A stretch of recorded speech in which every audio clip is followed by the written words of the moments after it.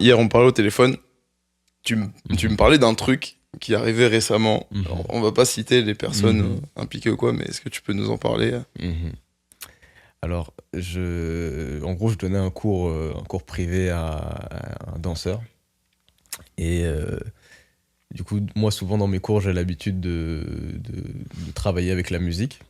Donc, de- d'enseigner les notions musicales, tu vois. Donc, des fois, des trucs très simples, hein. Les, les, les temps, même le rapport aux mesures, etc.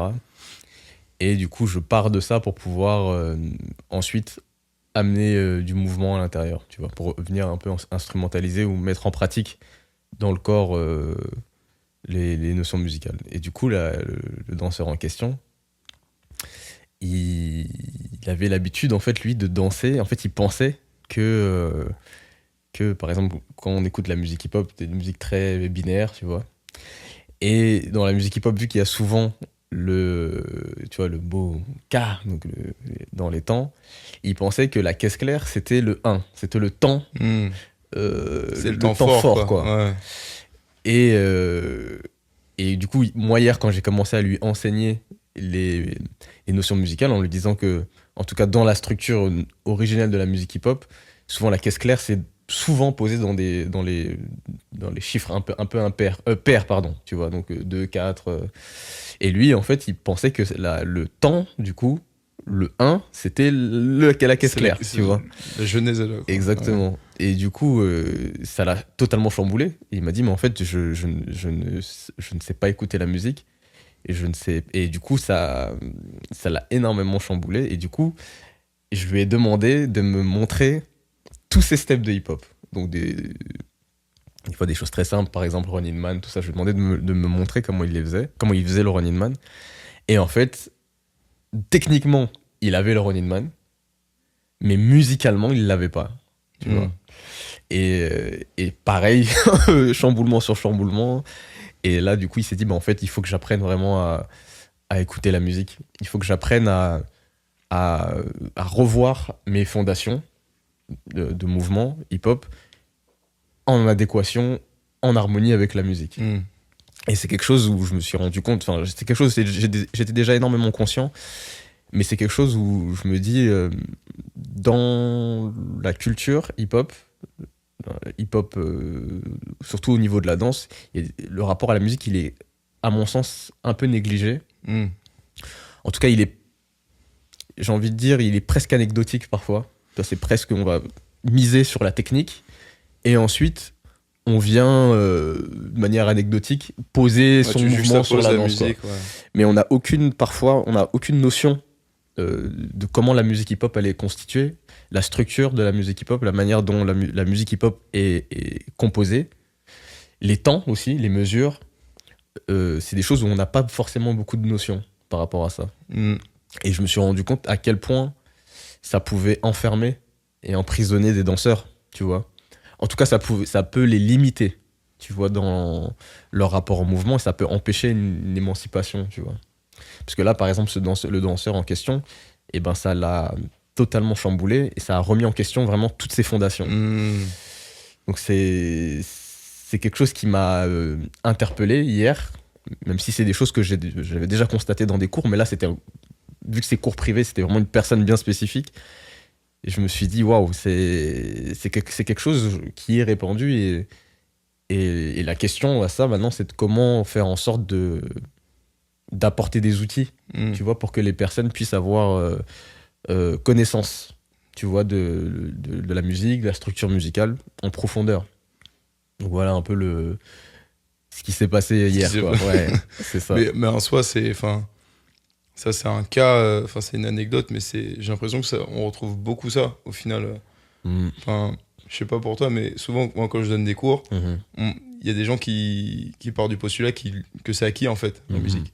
Qu'à Mhm. partir du moment où tu comprends le BPM, que tu comprends qu'il y a Mhm. un, machin, Mhm. que ça suffit. Mhm. Mais souvent, quand tu commences à rentrer dans des détails de technique, Mhm.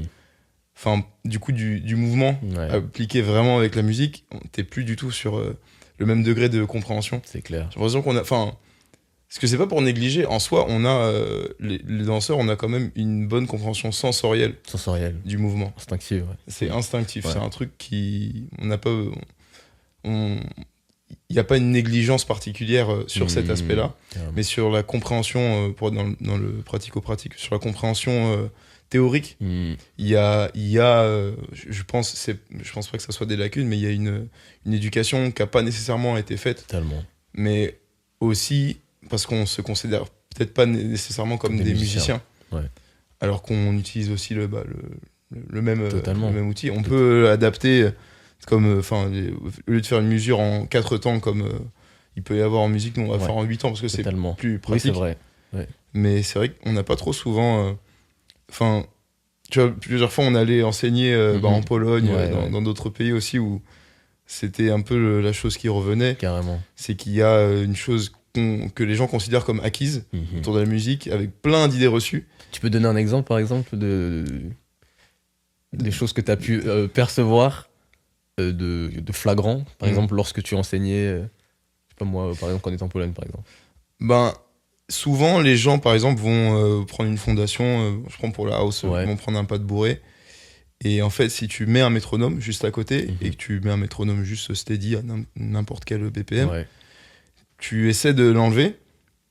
Enfin, tu coupes le son avec le métronome qui continue et tu le remets de temps en temps. Et tu vois que, bon, c'est normal, on n'est pas des machines, on peut pas être calé à 100%, mais qu'il y a des décalages majeurs, quoi. Ouais. Et après, c'est mon interprétation, mais souvent, ce que ça traduit, c'est qu'on part du principe que, bon, ça y est, j'ai assez écouté, maintenant, c'est bon, j'envoie. Comme si, là, il me faut réquisitionner quelques informations de la musique, et qu'à partir du moment où tu l'as fait une fois, t'as plus besoin, que tu peux partir en mode autopilote, quoi. Et qu'il y a plein de gens après qui partent comme ça et qui dérivent, dérivent concrètement dans leur fondation, parce qu'ils partaient du principe que c'était acquis, alors que, en fait, non, c'est un truc, l'écoute, c'est un taf, quoi. Carrément. C'est pas tout le monde. Et même pour complémenter ce que tu dis, je pense que en tant que danseur, en tout cas, c'est important déjà de conscientiser qu'en réalité, on est aussi des musiciens. Parce que ce qu'on fait, au-delà des mouvements, il y a un rapport à la musique, tu vois, un rapport musical. Je pense que c'est important voire presque de réconcilier les deux approches, les deux disciplines, en fait, qui font partie de notre pratique, donc la musique et la danse. Et dans ce sens, je pense qu'il est important de travailler avec le métronome, tu vois. C'est vrai que nous, des fois, de manière générale, on a l'habitude de beaucoup travailler avec la musique. Donc on met la musique... voilà, c'est souvent, comme tu disais tout à l'heure, c'est sensoriel, quoi. C'est un côté très instinctif, mais il n'y a pas forcément un côté... j'aime pas trop ce terme-là, en tout cas dans ce contexte-là, mais le côté théorique. Est-ce qu'on écoute la musique aussi de manière théorique? Ça veut dire que des fois, je peux écouter, par exemple, je sais pas moi, je peux prendre des morceaux de J. Dilla, tu vois, que je peux apprécier énormément. Parfois, je vais avoir une approche très sensorielle, donc je vais juste me mettre à danser sur ces musiques-là. Et parfois, je vais aussi me mettre dans une position d'étude de la manière dont, par exemple, J. Dilla composait ses morceaux, tu vois. Et je pense que c'est quelque chose qui, à mon sens, manque un peu, le côté théorique de la musique, mais aussi le manque de travail avec le métronome. Parce que comme tu dis, par exemple, ce que tu testes parfois dans tes cours ou dans les workshops que tu donnes, c'est que certes, on n'est pas des machines, ça c'est sûr, mais si on aiguise notre écoute, parce que c'est un exercice aussi de déguiser son écoute, mais aussi déguiser son rapport au mouvement avec justement un métronome, le fait de travailler de cette manière-là, à force, on commence à avoir beaucoup plus d'équilibre, tu vois, dans notre rapport à la musique. Et je pense que ça créerait moins de décalage, tu vois. Parce qu'au final, on se rend pas compte, mais dans la musique, de manière générale, que ce soit hip-hop ou autre, mais là, on parle du hip-hop, par exemple, ou de la house, la musique, elle camoufle pas mal de choses. Tu vois, il y a beaucoup d'informations parfois, tu vois. Tu vas voir les drums, tu vas voir la basse, des fois les mélodies, des fois des nappes, etc. Et parfois... on sait plus trop quoi, on a l'impression que certaines personnes dansent sur la musique, mais des fois on sait pas, parce qu'il y a tellement d'informations que des fois on se dit ah mais en fait là il se raccroche, on a l'impression qu'il se raccroche sur quelque chose, mais si on va dans le fond du fond, parfois c'est la manière dont le mouvement est posé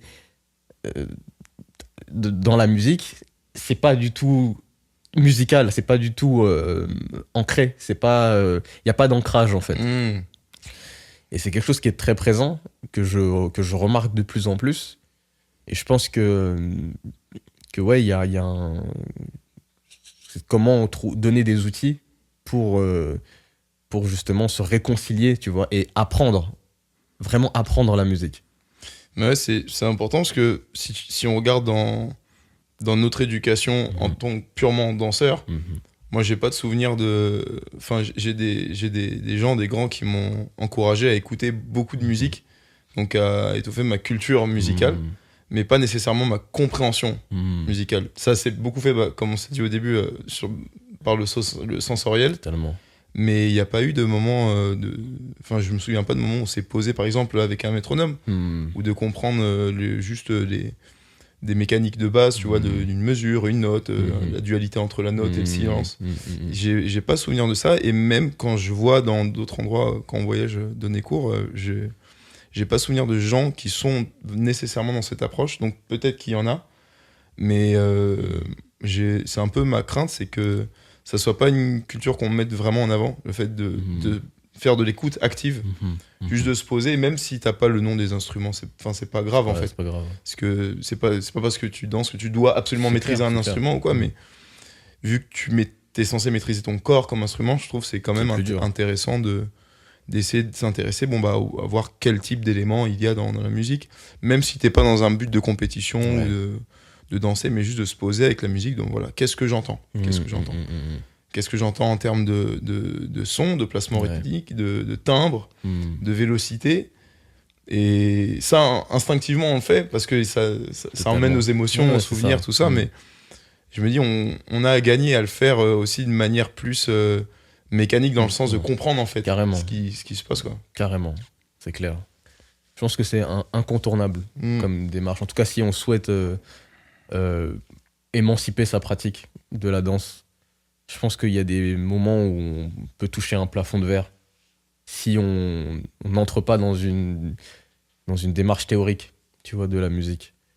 Et quand on dit théorie, c'est vrai que ça peut faire peur à beaucoup de gens, parce que du coup, qui dit théorie dit un langage, tu vois, un langage qui peut paraître de loin très hermétique, par exemple, tu vois, tout ce qui est lié au solfège, etc. Ça peut paraître très hermétique, et c'est le cas en vrai, c'est normal.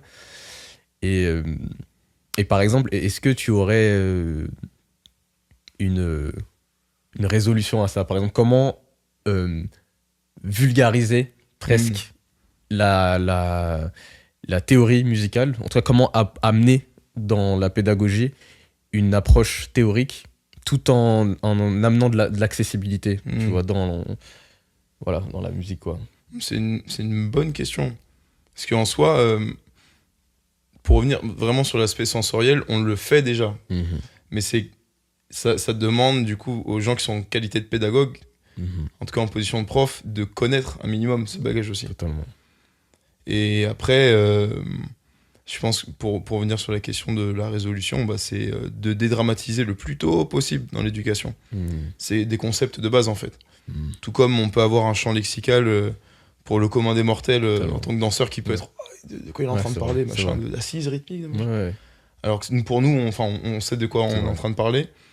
Et je pense de dédramatiser un peu le langage théorique, parce qu'en soi, on en a du langage théorique en danse, si on parle de hip-hop, mais si tu remontes, je sais pas moi, au ballet ou aux danses d'Afrique de l'Ouest ou d'Afrique centrale, tu vas voir aussi, quand on parle de théorie, on n'est pas en train de parler d'un objet sacro-saint nécessairement. C'est juste, la théorie, c'est de l'empirisme, quoi. C'est des gens qui ont testé, et on s'est rendu compte que il y a peut-être des règles générales, que quand t'as la musique qui te fait ça, et que t'essaies de poser par exemple un point d'impact dessus, a priori il y a une espèce d'harmonie de fait entre l'espace que tu utilises en tant que danseur et le temps que va représenter aussi la musique, quoi. Carrément.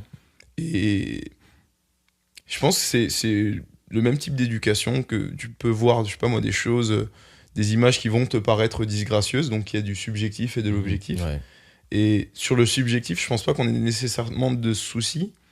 Il y a toujours des choses à régler, mais sur l'objectif, oui, c'est de dédramatiser ce que veut dire théorie, parce que c'est juste de l'expérience. Tellement. Des gens qui ont fait des expérimentations, et on s'est rendu compte qu'il y avait des espèces de règles générales autour de la musique. Et c'est de faire attention à pas le rendre, comment dire, sacré, au sens où, pas qu'on en fasse une discipline. Non, c'est pas sacré le terme, c'est d'élite. Ouais. Pas que ça fasse. Parce qu'en fait, c'est ça. C'est que ça fait partie de notre vocabulaire, quoi. Ouais. Qu'on sache de quoi on parle quand on parle de débit, quand on parle de notes, de silence. Mais du coup, ça m'emmène sur cette question. Toi, qu'est-ce que tu entends le plus souvent à tout niveau d'idées reçues ou de préjugés à propos de la musique venant de danseurs? Venant de danseurs, quand tu dis préjugés, c'est quoi par exemple?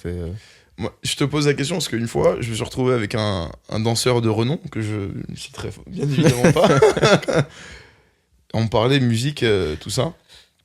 Et quelqu'un en plus de super cultivé, qui, en termes de hip-hop, de house, de jazz, très très cultivé. Et à un moment donné, on parle comme ça, il me fait on parle du jazz, il me dit le jazz c'est en 12 temps. Enfin, il me demandait comme ça, c'est en 12 temps, c'est ça le jazz. Et j'ai on n'écoute pas, et c'est pas pour dénigrer, mais c'est que je pense que c'est normal de pas avoir le vocabulaire, mais il y a des choses, c'est pour ça que c'est important dans l'éducation en fait, le plus tôt possible de dédramatiser ça. C'est vrai. De revenir à l'essence. Totalement. C'est vrai, ce que tu dis, c'est vrai qu'il y a énormément de préjugés de la part de beaucoup de danseurs, beaucoup de danseurs hip-hop qui, par exemple, vont percevoir le jazz comme quelque chose de très...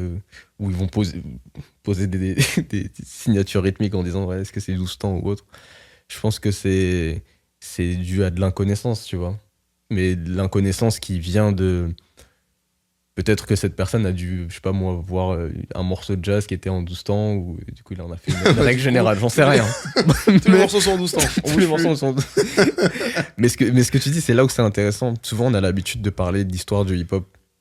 Moi c'est ça qui me touche profondément. Quand on parle du hip-hop, j'aime en tout cas qu'on sache de quoi on parle. Parce que moi je suis passionné par l'histoire du hip-hop, mais au-delà de la résultante de ce qu'est devenu l'hip-hop, ce qui m'intéresse le plus, c'est la manière dont le hip-hop s'est constitué, tu vois. Au fur et à mesure des années, on part d'abord de... Pour moi, le hip-hop, c'est une synthèse, tu vois. C'est une synthèse, et dans cette synthèse, il y a énormément de choses, tu vois, énormément de disciplines, énormément de genres aussi, si on doit parler de musique, qui sont venus, qui se sont additionnés et ont créé justement un style. Mais même ce style en soi qu'on revendique, il est pas figé en soi. Mais je dis ça parce que là, tu parlais du jazz. Pour moi, après, c'est peut-être mon côté radical par rapport à la musique. Mais je pense... C'est pas une injonction, ce que je vais dire, mais... C'est une injonction. Comment ça? Pas à nous. Pas à nous. Non, mais ce que je veux dire, c'est que pour moi, c'est important, c'est incontournable de s'intéresser au jazz. Si on veut vraiment comprendre le hip-hop, c'est important de comprendre le jazz. De comprendre le jazz, pas dans l'aspect forcément philosophique, mais même d'écouter du jazz, de comprendre comment les musiques, parce qu'il y a énormément de styles de jazz, de s'intéresser vraiment à l'histoire du jazz. Je pense que ça peut déjà donner énormément d'outils. Ça peut nous donner énormément d'outils en tant que danseur hip-hop et nous éclairer en fait sur certaines choses.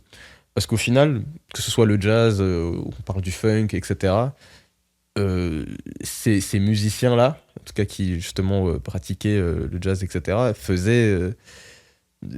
justement avaient une approche théorique, tu vois. Mais l'approche théorique ne les a pas coupés de l'aspect sensoriel pour autant. Et parfois, on va avoir tendance à mettre plus le côté sensoriel ou le côté presque spéculatif, tu vois, en disant « Ah, ben ça, c'est ça, je pense que ça. » À peu près, ouais. C'est ça, c'est un peu ça. Alors qu'en réalité, je pense que si on défend une culture, je pense que c'est important de creuser dans l'histoire et de s'intéresser aussi à la théorie, en tout cas, là, si on parle de musique, de s'intéresser vraiment à la théorie de la musique. Pour pouvoir vraiment se libérer, en fait, des chaînes de l'inconnaissance, quoi. Mais il y a énormément de préjugés comme ça. Hein. Moi, je sais hein, que le hip-hop, c'est un peu la culture de l'urgence, tu vois. Elle s'est créée un peu dans l'urgence, donc tout a été fait de manière urgente. Mais je pense qu'aujourd'hui, on est dans un temps où le contexte socio-économique a changé. En tout cas, là, je parle en France, mais même aux États-Unis. Et je pense qu'on peut aujourd'hui se permettre de prendre un peu plus le temps, de moins être dans l'urgence et de prendre le temps justement d'étudier un peu plus, tu vois. Et de pas s'enfermer surtout dans des préjugés ou dans des caricatures, tu vois, de ce qu'on pense que le hip-hop est, mais d'aller vraiment s'intéresser à la culture de manière générale. Mais les préjugés, il y en a énormément. Souvent, j'entends aussi des personnes quand ils parlent de la musique. Après, j'ai beaucoup d'empathie, c'est pour ça.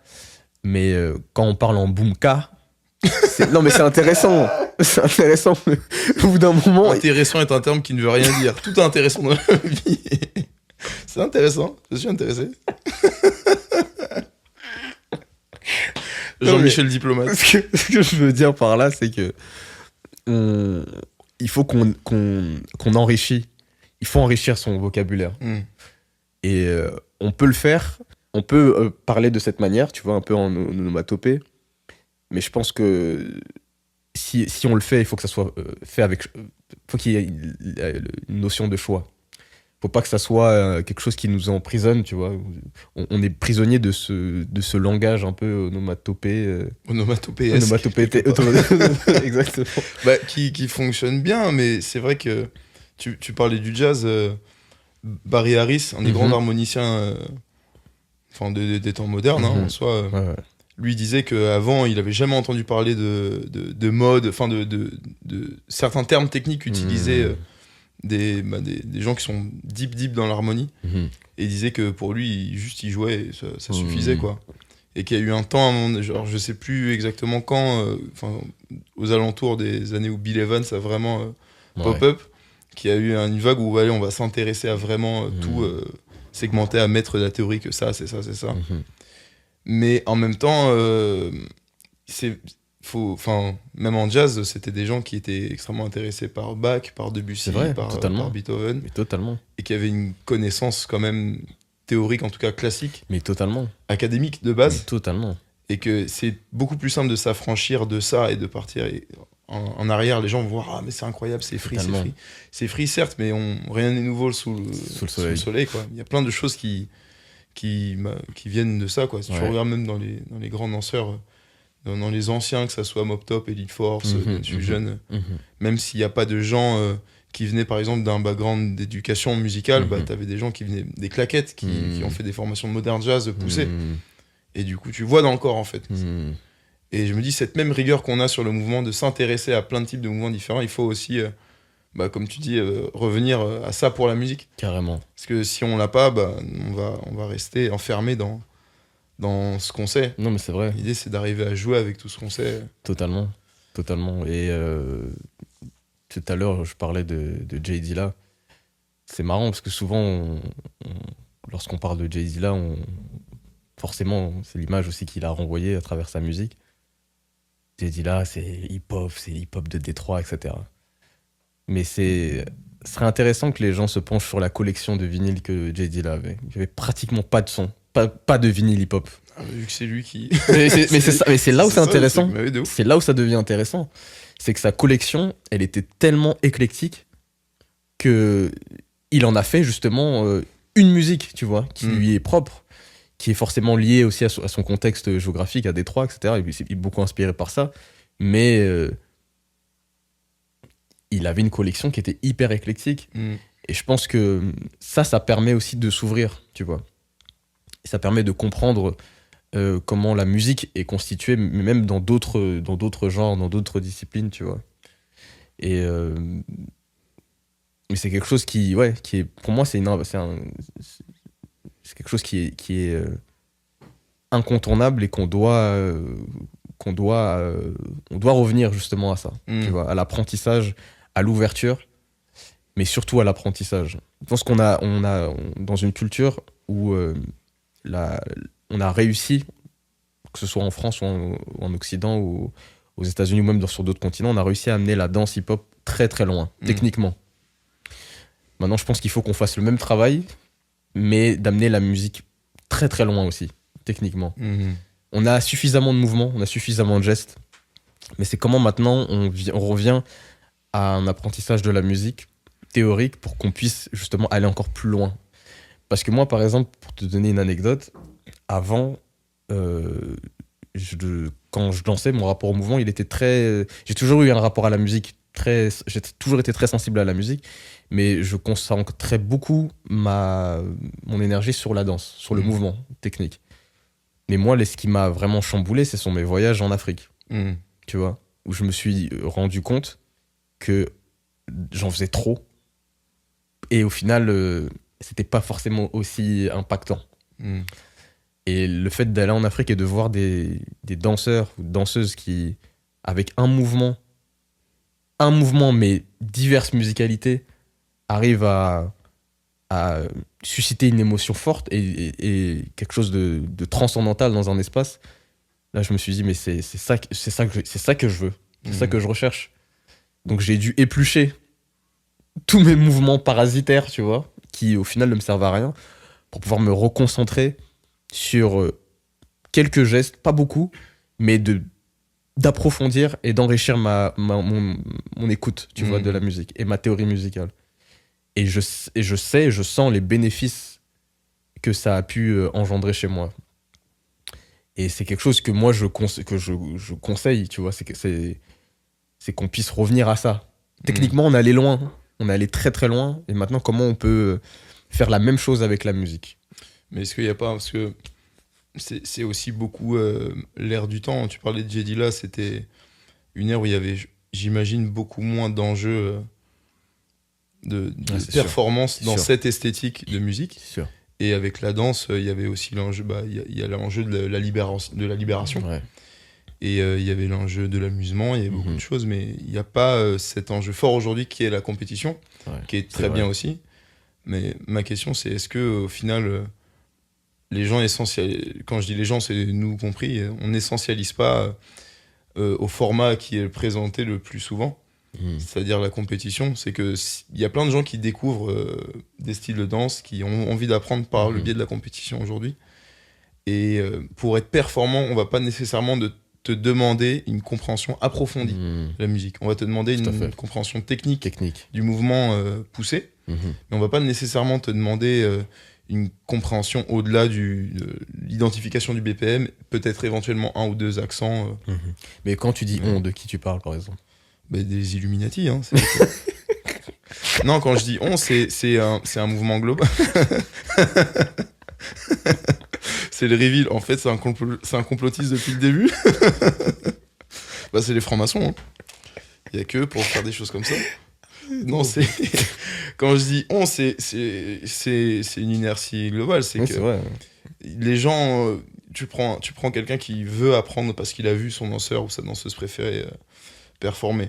Il va se dire, ok, je vais faire ces mouvements, peut-être prendre la musique pour machin, pour avoir l'idée de la même énergie, pour retrouver les mêmes mouvements, mais il n'y a pas, de prime abord, l'envie de capter les secrets derrière la mécanique musicale. J'ai l'impression qu'on est beaucoup plus happé par l'esthétique visuelle du mouvement au début. Et ensuite, éventuellement, c'est le travail des pédagogues de nos grands, de dire ouais, mais si tu veux ça, va écouter telle musique, telle musique. C'est un travail qui est fait, du coup. Ouais. Mais c'est facile à dire, mais c'est difficile à mettre en place, dans le sens où si au final tu vois que tu peux gagner des battles juste en comprenant que 2 ou 3 concepts musicaux, ça serait quoi ton moteur pour aller pousser plus loin que ça, tu vois? Ouais, mais c'est intéressant ce que tu dis, parce que là, du coup, tu ouvres le volet de la compétition. Tu parlais de critères. Mais pour moi, le critère... déjà, de manière générale, la première fondation, c'est la musique. Donc si, dans une compétition, la musique est positionnée de manière anecdotique et que la technique prévaut sur la musique, je pense que c'est problématique. Ça sous-entendrait que du coup la musique, par exemple lorsque des juges justement jugent du coup un battle, c'est pas un critère qui est en tout cas dans la hiérarchie, c'est pas le critère qui est mis au centre. C'est ça que ça sous-entend. Et moi, je trouve ça inquiétant, personnellement. Non, mais parce qu'au final, lorsqu'on parle de la culture hip-hop, il y a quand même un rapport à la musique qui est censé être... on est censé avoir un lien très fusionnel avec la musique. Et si la musique est... Peu importe le cadre ou le contexte, si la musique, elle est anecdotique et que la technique corporelle est ce qui est accepté, ce qui est mis en avant, tu vois, ça me pose question sur la manière dont on juge un battle, par exemple, où on va juger une compétition. Mais par exemple, toi qui as l'habitude de juger énormément de compétitions, comment tu... Est-ce que c'est j'ai ma réponse, hein, mais est-ce que mais je le dis quand même, est-ce que la musique est au centre de ton jugement? De mon jugement, oui. Mais je vais pas dire malheureusement, heureusement. Je constate que pour avoir jugé avec des gens de la même génération et plus jeunes et plus anciens, qu'il y a des décisions qui sont rendues, on va dire d'ordre musical, que je trouve parfois lunaires. D'accord. Sur le fait que il peut y avoir des gens qui peuvent s'en sortir en étant dans un débit continu mais décalé, mettant que du tempo, et éventuellement ils vont entendre qu'il y a ce qu'on appelle les accents, tu as pris les accents frère, tu es bon, qui prennent ce qu'on appelle accent de la musique, un temps fort, et que ça suffit. Alors déjà après c'est peut-être un biais social général, mais c'est que ça fait crier les gens, et peut-être que ça donne envie aux jurys. Les gens crient. Et ça arrive à tout niveau. Enfin, je pense que ça arrive à tout le monde. C'est juste qu'il faut être vigilant. Mais c'est pour ça que j'ai tendance à croire qu'on est plus dans une ère visuelle que auditive, ce qui est normal aussi, parce qu'avec les réseaux, on est dans l'image que tu renvoies, quoi. C'est normal. Mais vu que c'est la chose qui voyage le plus rapidement, c'est difficile après, si tu es en position de juge, de revenir sur la question du son, si c'est pas dans tes objectifs premiers à la base, quoi. J'ai entendu des décisions où, concrètement, sur des gros événements aussi, où les gens la musique était là, ils étaient en dehors du bâtiment. Et en fait, non mais sans voilà, mais c'est qu'en fait, il y a un sentiment général, mais c'est que on est ok avec le fait parfois de laisser ça passer si la prouesse technique est au centre. Mais tout comme parfois, je m'entraînais à Montpellier, pour ne citer aucun groupe de b-boy ou quoi, j'allais en entraînement, c'était les mêmes playlists, les mêmes sons en boucle, mais c'est parce que c'était plus une discipline sportive, en fait. La musique, c'était comme parfois pour le skate ou pour d'autres trucs. C'est un accompagnement. On veut l'idée d'un truc énergétique, machin. Pour la house, on veut l'idée d'un truc qui balance. Pour le hip-hop, pareil. Carrément. Et bon, si a priori tu respectes plus ou moins, ça suffit, quoi. Ouais, ok. Mais du coup, je vais te poser une question encore plus radicale. Imaginons, en battle, d'un côté, il y a une personne qui fait juste un loose legs. Bien fait. Il fait ça pendant 1 minute, sur le son, parfaitement. Il fait que ça. Il le prend musicalement, il fait que ça. Mais d'une régularité inouïe, tu vois. Et de l'autre côté, t'as une autre personne qui techniquement va faire plus de propositions, mais qui va avoir parfois, je dis bien parfois, des décalages sonores, musicaux. Comment tu jugerais ce battle? C'est délicat. J'ai du mal à prêcher pour une seule paroisse dans cette situation. Ok. Mon sentiment viscéral, c'est que je fais toujours l'analogie avec les langages. Il y a un sujet, et il y a 2 personnes qui sont invitées à débattre de ce sujet.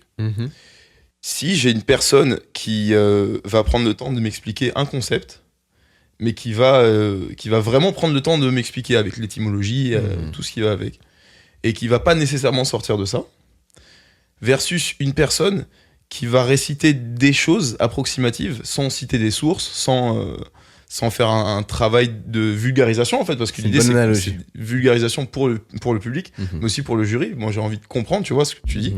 Et j'ai envie, moi, quand je danse, j'ai envie aussi d'être compris par le jury qui va me voir. Et ben dans cette situation, effectivement, moi je vais plutôt privilégier une personne qui va faire un loose leg et qui va prendre le temps de bien être régulier. Après, là où j'ai du mal à prêcher pour une seule paroisse, c'est que ça c'est mon avis. Je sais pas s'il faut que ça soit une vérité générale pour tout le monde. Je milite plutôt pour qu'on aille vers ça. Pour une raison très simple, c'est que ça peut dissuader des gens de justement chercher la prouesse technique à tout prix, complètement déconnecté de la musique, parce qu'en soi, ça peut juste vouloir dire que tu parles du boson de Higgs, que tu parles de J. Dilla ou que tu parles de la cuisine de ta grand-mère, et ben tu vas réciter les mêmes choses. Et même pas, enfin avec plein de fautes d'orthographe à l'oral, tu vois. Donc si dans cet extrême, ouais, je me prendrais ça, mais pour aller plus loin sur ça, si j'ai une personne, si par exemple, du coup, je vais te retourner la question pour t'envoyer les flammes sur toi, parce qu'il faut pas déconner. Tu as une personne qui est un peu approximative rythmiquement, mais qui est pas tout le temps approximative. D'accord. Qui parfois a des sursauts hors de la musique, qui va un peu divaguer. Et à contrario, t'as Jean-Michel Loose-Leg qui fait un loose-leg irrégulier. Moi, je suis radical. Toi, c'est... Je suis radical là-dessus. Pour le coup, je suis radical. Je suis radical. Moi, la musique prévaut. Technique. En fait, pour moi, c'est ce que je disais tout à l'heure. La musique, c'est la première fondation. C'est la première fondation. Tu peux, comme on expliquait tout à l'heure, la personne à qui je donnais le cours privé, qui justement maîtrisait techniquement très bien, hein. En tout cas techniquement, le Running Man, c'était bien, enfin, pas de problème. Mais musicalement, c'était pas en adéquation avec la structure musicale telle qu'elle est conçue. Et dans ce sens-là, moi, je suis très sensible à la musique et mon choix, il est très radical là-dessus. Je suis très exigeant. C'est pour ça que souvent, c'est déjà arrivé, lorsque je fais des battles, des fois, on comprend pas. Je le parce que on pense que... Mais moi, je suis exigeant là-dessus et au-delà de... Oui, c'est une forme de militantisme, mais moi, je milite pour que la musique redevienne que ce soit le point central, en fait. Parce que si on n'a pas la musique, on peut pas avoir la danse. Après, tout dépend de ce qu'on appelle danse. Moi, à partir du moment où le mouvement prévaut sur la musique et que la musique devient totalement anecdotique, pour moi, on n'est plus dans la danse. Tu vois, c'est peut-être de redéfinir ce qu'on appelle danse et musique. Mais moi, danse, il y a une nécessité à fusionner avec la musique, avoir un lien fusionnel. Ta technique doit être... ton mouvement va être technique s'il est en fusion avec la musique. Sinon, il n'est pas technique. Sinon, c'est du sport, en fait. Tu fais du sport, tu fais de... Et j'adore le sport, hein, mais c'est du sport. C'est du sport, tu fais de l'athlétisme, tu fais de la gym. Je suis pas raciste, mais... Alors, j'adore le sport. Mais quand même... Non, mais tu vois, c'est... Oui, non, je vois très très bien.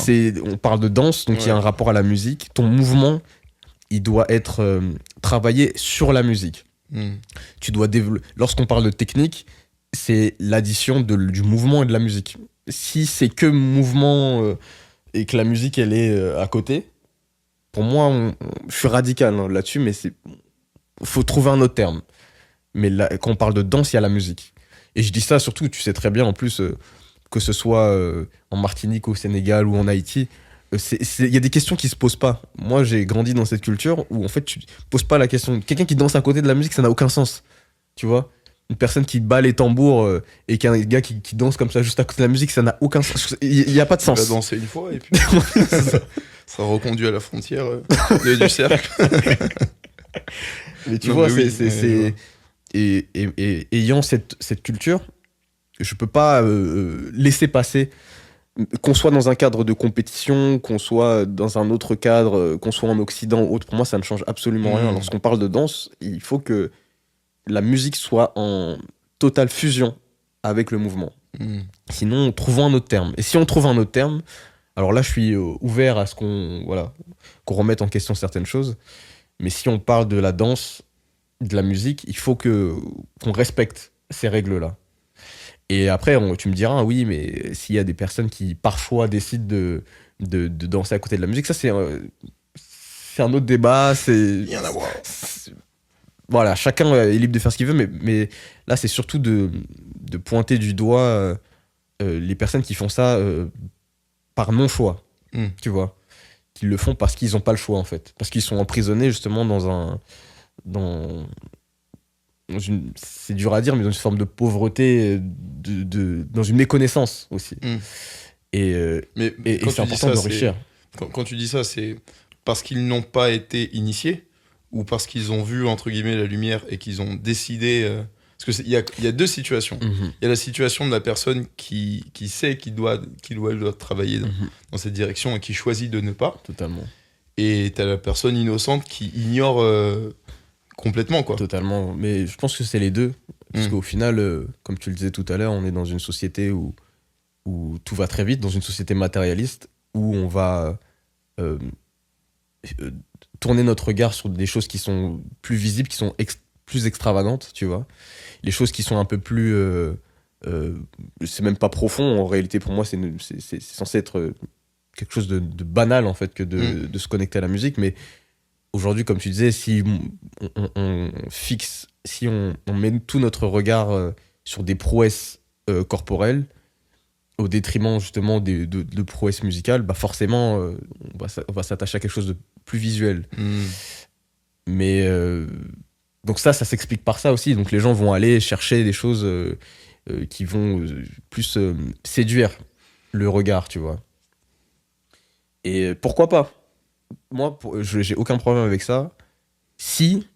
Mis à part si c'est vraiment associé avec le rap, un lien fusionnel avec la musique. Si c'est totalement dissocié, pour moi, ça devient problématique. Mais sur le volet, justement, des idées reçues et des préjugés, est-ce que tu observes même à haut niveau, même des anciens, des gens qui ont aussi une méconnaissance ? Non, tu me mets dans les problèmes. Non, mais c'est pas pour. En fait, c'est pas pour tirer, c'est que. Non, mais tout comme si je prends moi les premiers cours que j'ai donnés au début, j'étais dans une méconnaissance complète. Bien sûr. De beaucoup de choses. Après, il y a un certain bagage, mais il y a toujours. Il y a des choses que tu sais, des choses que tu sais que tu ne sais pas, il y a des choses que tu ne sais pas que tu ne sais pas. Et après, c'est limite un problème de lutte des classes, mais il y a des choses où on n'est pas éduqué. Moi, j'ai pas été éduqué dans la culture classique. Il y a plein de choses qu'il a fallu apprendre par soi-même. Et si t'as pas été initié à ça, bah c'est délicat et c'est dur d'imposer, de dire d'être dans un discours. Pas de victimisation, mais l'inverse, dans un fatalisme discours, un peu. Ouais, de fatalisme. Ah, bah, de toute façon, toi, t'es. C'est dans ce sens-là où je me dis, sur le volet des solutions, qu'est-ce qu'il y a à faire ? Parce que moi, le constat que j'ai à faire dans mon éducation, en tout cas, c'est que on a été très focalisé sur le mouvement et effectivement, un peu de relation. Après, avec le modern jazz, le classique, c'était différent parce qu'il y avait des notions de différents mouvements et puis de différentes intentions. Ouais. Mais j'ai pas souvenir de cours où, par exemple, on s'est posé, on a dit, bah voilà, ça c'est un kick ou ça c'est un machin. C'est des choses que j'ai vues dans d'autres cours, mais en tout cas dans mon éducation, c'est pas là. Donc, sur le volet des solutions, pour les gens qui sont bien établis, qu'est-ce qui est possible de faire, tu vois ? C'est une très bonne question. C'est une très bonne question. Je pense que, en tout cas, dans les résolutions, il faut qu'il puisse y avoir beaucoup plus de... déjà, avant qu'il y ait des cours mis en place, il faudrait que des gens puissent se former, déjà. Je pense que ça nécessite... C'est quelque chose qui n'est pas du tout plaisant, mais ça demande de faire une pause sur le mouvement et de plus tendre l'oreille sur la musique. Donc ça nécessite de muscler davantage notre écoute et de faire une pause un peu du mouvement. Alors quand je dis pause, c'est pas forcément de tout arrêter, mais faire une retraite. Ouais, c'est presque de faire remettre en question aussi, parce que c'est important, je pense, en tant que danseur aussi, des fois de faire une sorte de mise au point, de se remettre en question et de faire une pause et de déguiser son écoute. Je pense que c'est une solution possible. Et ensuite, ça serait justement qu'il y ait plus de formation dans ce sens-là, qui viendrait apporter justement des solutions, tu vois, et aussi une réconciliation entre la musique et la danse, la théorie musicale et la danse. Et je pense que si déjà il y a des initiatives comme ça qui sont mises en place, je pense que ça va déjà ouvrir. Ça va ouvrir les possibilités et donner un accès aussi à de la connaissance liée à la musique et par conséquent à la danse, quoi. Je pense que c'est important qu'il y ait des initiatives prises, mais ça nécessite quand même qu'il y ait des remises en question. Parce que je peux décider, là, par exemple, on peut décider de mettre en place une formation ou autre, mais ça nécessite à ce que les personnes, justement, qui souhaiteraient, par exemple, participer à ces formations, qu'elles puissent se remettre en question. Parce que si tu viens comme ça, avec beaucoup d'ego, beaucoup de bagages, je connais, t'inquiète. Ça va être compliqué, parce que c'est presque une démarche humble, au sens propre du terme, que de se remettre en question et de se dire, en fait, on va revenir à quelque chose de plus essentiel. Tout comme moi, c'est exactement ce qui m'est arrivé lorsque je suis allé en Afrique. Je me suis mangé une claque comme ça. Je suis retourné, je me suis dit, en fait, on va éplucher, parce qu'il y a beaucoup, en fait. Et l'essentiel n'est pas au cœur de mon geste, qui est la musique. Donc ça demande des deux côtés, en fait, qu'il y ait plus d'initiative, et de l'autre côté qu'il y ait une remise en question, quoi, et beaucoup plus d'humilité pour revenir à un lien fusionnel avec la musique. Parce que c'est malheureusement difficilement conciliable pour le moment avec une culture qui pousse tout le temps la performance, j'ai l'impression. Dans le sens où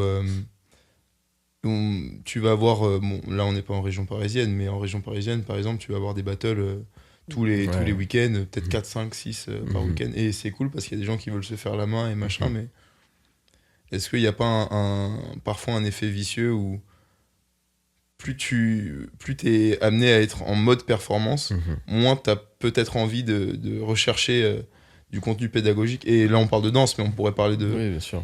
J'écoutais quelqu'un qui parlait de ça par rapport au basket, tu vois, de la différence entre le basket en Europe et en France, que bon, je sais pas si c'est vrai, hein, je paraphrase absolument, mais qui disait que en gros les méthodes d'entraînement aux États-Unis, c'était de faire, je vais vraiment grossir le tableau, mais c'était de faire 5 matchs par semaine limite, et un entraînement, et qu'en Europe c'était l'inverse, c'était plutôt 5 entraînements et éventuellement un match, tu vois. C'est que si y a des gens qui s'insèrent dans ce marché du battle aussi, parce que c'est un objectif de vie aussi pour plein de gens, quoi. Et il y en a qui, c'est marrant en fait à faire un battle.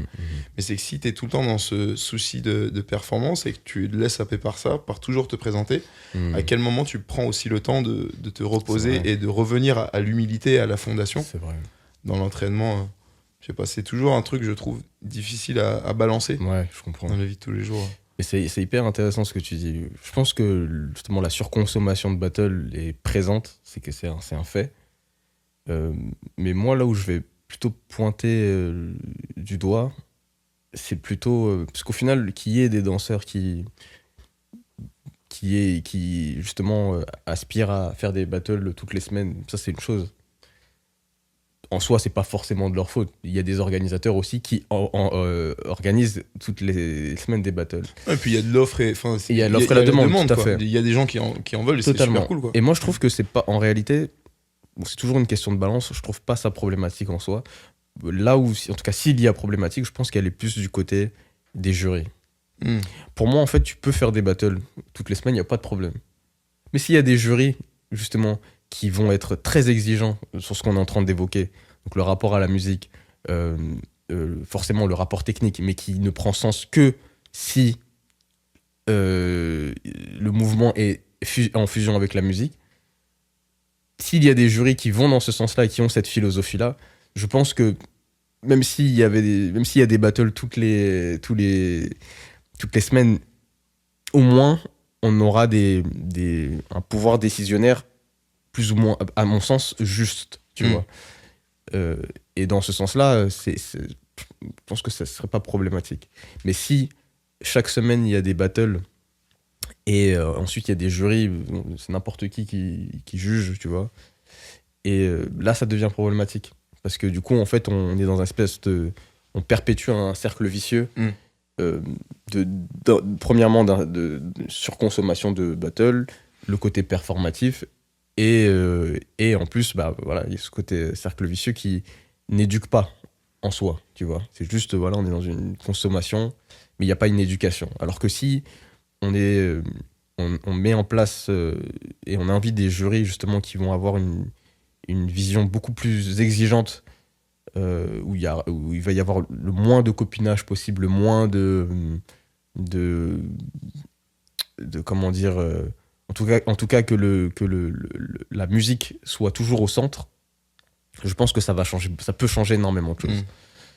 Qu'il y ait énormément d'offres, pourquoi pas, mais alors dans ce sens, alors à ce moment-là, comment revoir justement les jurys en fait qu'on invite. Mais ça c'est intéressant, c'est que ce que j'entends, c'est pas tant les jurys en fait, c'est le choix de l'organisateur ou des organisateurs. Tout à fait. Parce qu'en soi, le jury va arriver prédéterminé par ses goûts, par aussi sa compréhension du langage objectif. C'est vrai. Mais sa subjectivité va aussi le rattraper. C'est vrai. Mais en soi, voilà, après on fait des digressions, mais non, c'est important, moi je militerais pour que les organisateurs fassent des interviews comme des job interviews, tu vois, des jurys, tout le monde, jeune, vieux. Parce qu'on part du principe qu'un bon danseur est un bon juge et aussi est un bon pédagogue. Totalement. Et que parfois, et malheureusement très souvent, ça ne se traduit pas. C'est des domaines de compétences différents. Totalement. Et du coup, c'est aussi... Moi, j'aurais plus dit que c'est... en amont, ça serait... je pense que c'est ce que tu dis aussi, c'est que dans l'organisation, il faut sélectionner des gens qui ont cette sensibilité-là. Totalement. Mais le problème que ça peut poser, c'est que peut-être que les gens qui sont dans cette sensibilité-là ne sont soit pas marketable, ils sont pas des éléments marketing, ou peut-être que t'aimes pas nécessairement la direction artistique que ces gens ont, malgré le fait qu'ils aient une compréhension de la musique, tout ça. C'est que c'est moins unilatéral, c'est pas aussi unilatéral qu'il faut prendre des gens qui sont dans la musique que d'autres qui ne le sont pas, parce qu'il y a aussi des gens qui ont une compréhension de la musique qui sont de parfaites vilaines personnes aussi. Tu vois ? Tout à fait. Dans autre chose que ça. C'est pour ça que c'est délicat. C'est vrai, mais je pense que si on aspire à défendre la culture, c'est important, à mon sens, de mettre les égos de côté. Pour moi, c'est ça. Après, ça dépend du comportement de la personne, voilà. Mais dans l'idée, c'est de pouvoir mettre en avant des gens compétents, en fait, qui ont le savoir. Moi, ça m'est déjà arrivé, tu parlais justement de la différence entre pédagogie, compétiteur et juge. Il y a une différence qui est indéniable. Moi, c'était les premières fois où on m'invitait à juger des battles ou donner des workshops. Bon, moi, ça fait très longtemps que je donne des cours, mais ça m'a étonné, l'approche, justement, c'était un organisateur, c'était en Italie, qui m'avait envoyé un message, et juste après m'avoir vu danser à Hip Hop Session, il m'a dit je voudrais que tu juges et que tu donnes un workshop. La personne ne m'avait jamais vu, ni enseigné, ni d'Adam.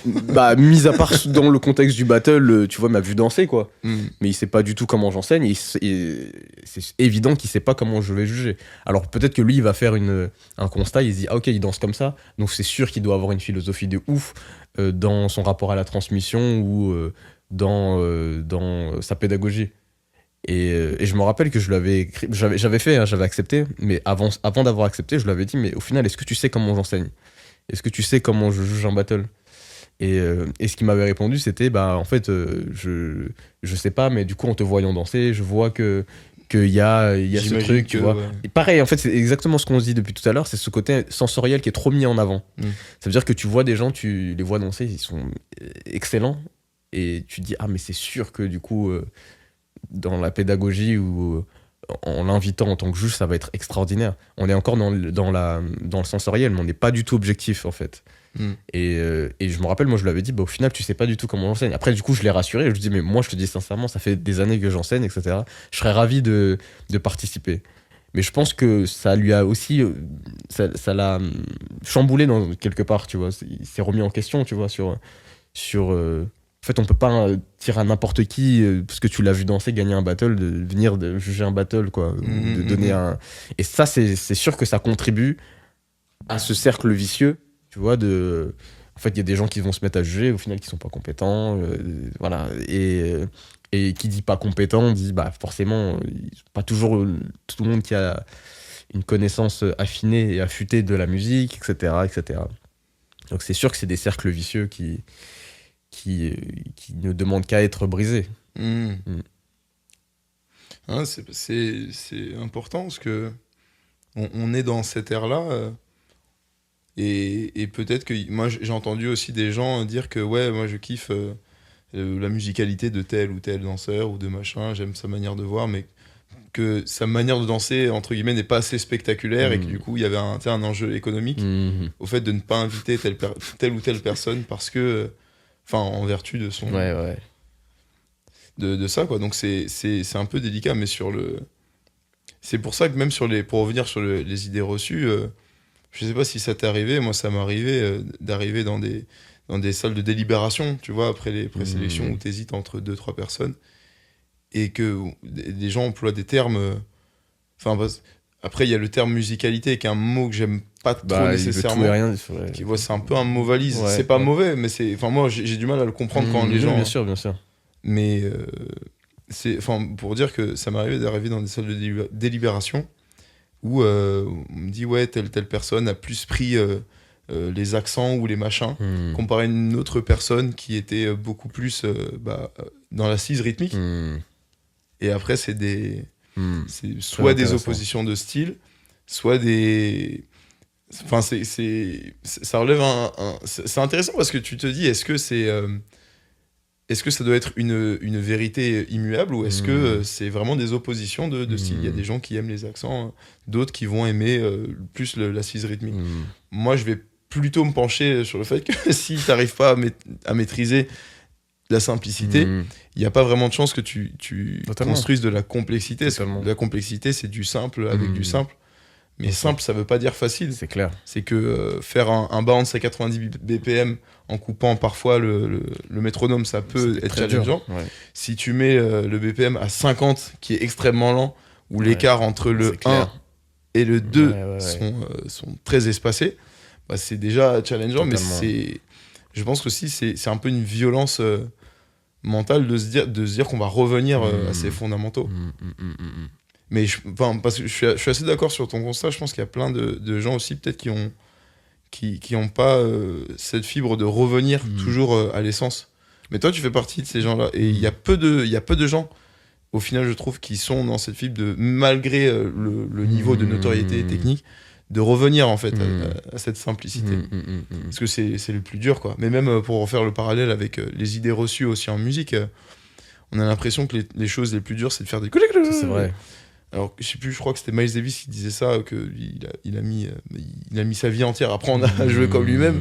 C'est un peu la maxime, mais de dire que pour lui, un des trucs les plus durs, c'était de faire des notes longues, tu vois, une belle note longue, élégante, sur 4 temps, que c'est dans les choses les plus dures, parce que c'est là qu'on reconnaît ton son.